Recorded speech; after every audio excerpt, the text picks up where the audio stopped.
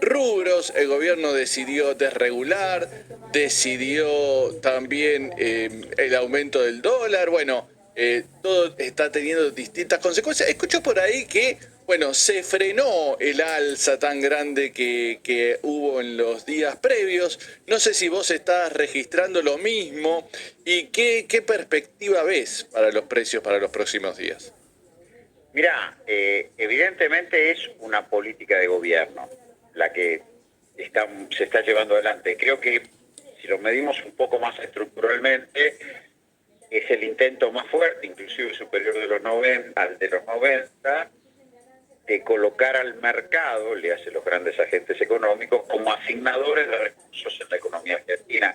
Digo, es el esfuerzo más grande que se ha dado en democracia por colocar a los sectores poderosos de la economía en su capacidad de asignar recursos, bueno, en función de una tasa de rentabilidad.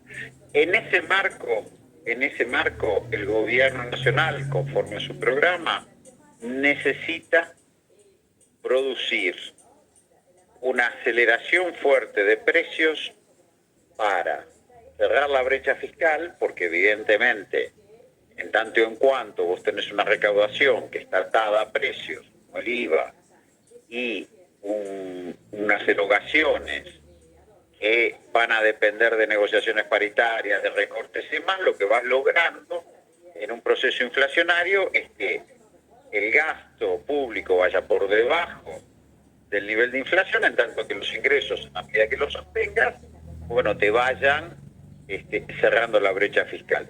El otro, además de la transferencia de ingresos que supone en contra de los salarios y jubilaciones, el otro punto es lograr una desmonetización de la economía, es decir, suprimir pesos. Pensemos que cada aceleración inflacionaria deprecia la moneda y al depreciarse la moneda, bueno, se va cumpliendo el objetivo de cada vez tener menos monetización en la economía y llegado a un extremo poder inclusive suprimir el peso como moneda. Digo, son dos objetivos. Por un lado, cerrar la brecha fiscal, la aceleración en la medida en que, bueno, van a derogar la fórmula de ajuste previsional, que es el principal componente del gasto de la Administración Nacional.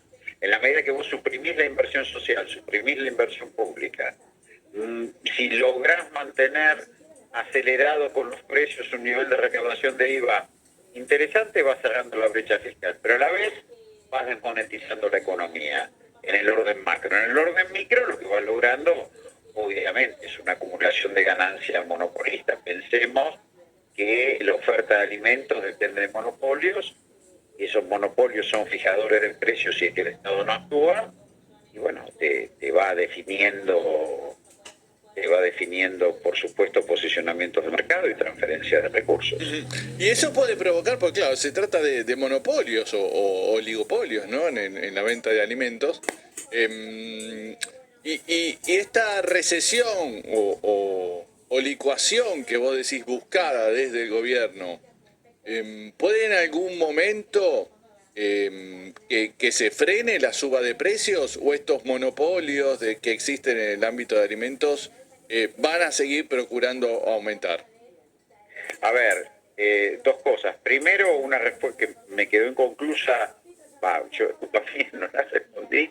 Evidentemente la tasa de aceleración de precios tiende a frenarse porque vos tenés lo que se llama un sobresalto, un overshooting.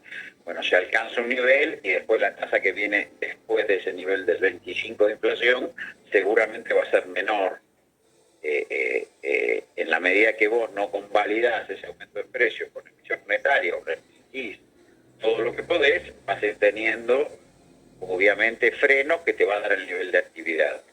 En ese marco, en esa aceleración, el más fuerte es el que gana, el monopolio es el que tiene capacidad de fijar precios, y sobre todo en bienes esenciales como son los alimentos. Bueno, lo último es demanda rígida, digamos, lo último que la gente deja de comprar. Va llegando a un punto en que va a frenar, pero va a frenar sobre la base del nivel de actividad, de la caída del nivel de actividad, es decir, es una aceleración que te lleva a un proceso recesivo, porque hay pérdida de capacidad de consumo. Ese punto todo lo estamos estimando para el otoño, qué sé yo, marzo, abril, donde la brecha entre ingresos y precios va a alcanzar su máximo importante de diferencia. Eso se te va a estar dando en marzo, abril. Normalmente febrero es un mes para el trabajador difícil porque viene arrastrando las vacaciones, es el comienzo de las clases, aparecen otras prioridades, no tiene la paritaria en tiempos normales, me refiero, en el horizonte, y eso retrae consumo. También las empresas en el periodo de verano tienden a frenar incorporaciones, horas extras, van viendo cómo viene el año, y bueno, llega un marzo ajustado, y ahí es donde yo creo que se va a verificar la mayor tensión. Si eso le agregas aumento de tarifas, que van a estar vigentes para ese tiempo, y probablemente, según dicen, yo no quiero pronosticar una devaluación ni mucho menos, pero presiones cambiarias, un salto mayor en el Claro, tipo porque de cambio. el dólar si aumentan 2% por mes, como vienen diciendo, va a quedar muy desfasado para entonces, ¿no? Y bueno, pero esas son las presiones que hoy se están viendo en la ley ómnibus respecto a los derechos de explotación y del sector agropecuario, de forzar o no una liquidación en un contexto de una cosecha sin duda muchísimo mejor de la que fue el verano pasado. Claro. Fijémonos que a partir de febrero o marzo es donde empieza el giro de divisas de la cosecha. Así que este es el escenario, digamos, el escenario que se plantea el ministro Caputo. Es un escenario de licuación de pesos, de transferencia de ingresos y de llegar a un escenario recesivo que permita estabilizar en un escenario recesivo.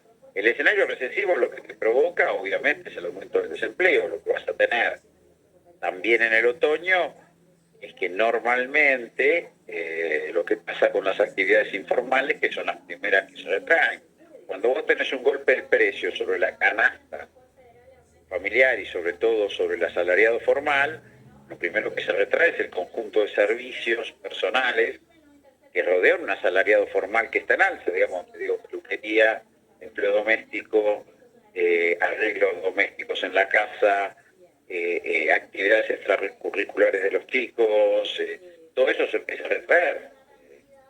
Es decir, todo ese entorno, o la gastronomía ni que hablar. Claro. Entonces, bueno, pero digo, lo que vos vas a un escenario por ahí de desaceleración inflacionaria en abril, vamos a ponerlo, que yo creo que va a estar por ahí, con desempleo.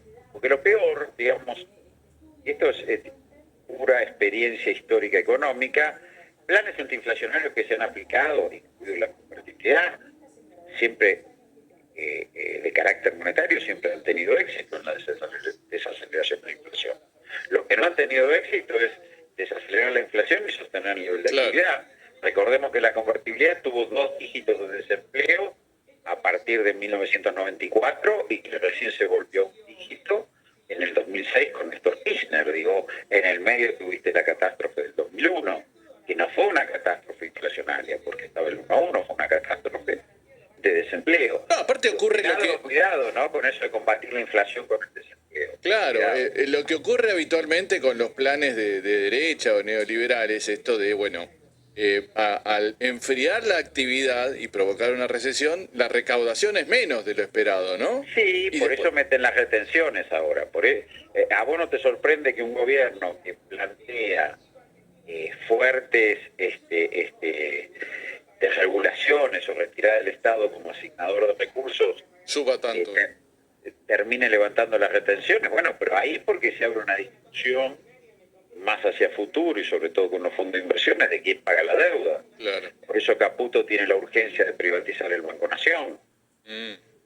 Eso es diferente a lo que hizo Macri, porque Macri eliminó las retenciones. No, Macri fue al revés. Bueno, porque Macri, es lo que le reprocharon, el gradualismo. Macri aprovechó la capacidad de endeudamiento que tenía el Estado argentino, es decir, una economía desendeudada, un Estado desendeudado, y lo que hace es endeudarlo. Recordemos que Macri toma 110.000 millones de dólares frescos, 60.000 del mercado y 65.000 del mercado y 45.000 del Fondo Monetario. Digo, no le alcanzó a endeudarnos en 2017 con el mercado internacional. 2018-2019 agotó la capacidad de endeudamiento. Un caso inédito que en un gobierno se agotó toda la capacidad de endeudamiento de un país. Fíjate qué economía desendeudada habrá recibido. Pero digo, porque después tenemos que los populistas somos los deshonestos. Ahora llegan estos tipos, quiebran el Estado endeudándolo y además regalan las empresas públicas normalmente a su arco de relaciones amistosas, ¿no? O sea, quiebran el patrimonio público. Nosotros, los deshonestos, somos los que desendeudamos, mejoramos la situación de las cuentas públicas, aumentamos los patrimonios públicos con las estatizaciones, y vienen estos que vienen a resolver todo y que hacen esto, y este sí que cumple el precepto de Macri, ¿no? Todo rápido y veloz. Macri aplicó el gradualismo apoyado en la enorme capacidad de endeudamiento que tenía en ese momento la Argentina.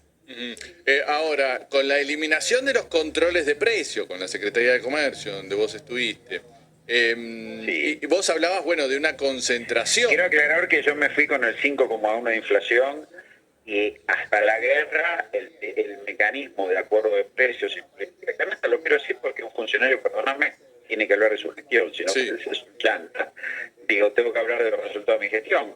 Entre octubre del 2021 y febrero del 2022 flotamos con una inflación en torno al 3%, Claro. con alguna disparada estacional de la carne. Donde se rompen los acuerdos de precios es cuando el trigo, el maíz, el girasol, por el imperio de la guerra en Ucrania, se disparan y ahí viene una discusión sobre retenciones sí, retenciones no, se aplican los fideicomisos. Una política de regulación centrada en una política de canastas sobre 1.500 productos diversos y una política de fideicomisos sobre aceite y trigo sobre todo. Bueno, eso después, a mi juicio, era insuficiente y determinó mi salida, pero quiero aclarar que las políticas de regulación no es cierto que no funcionan.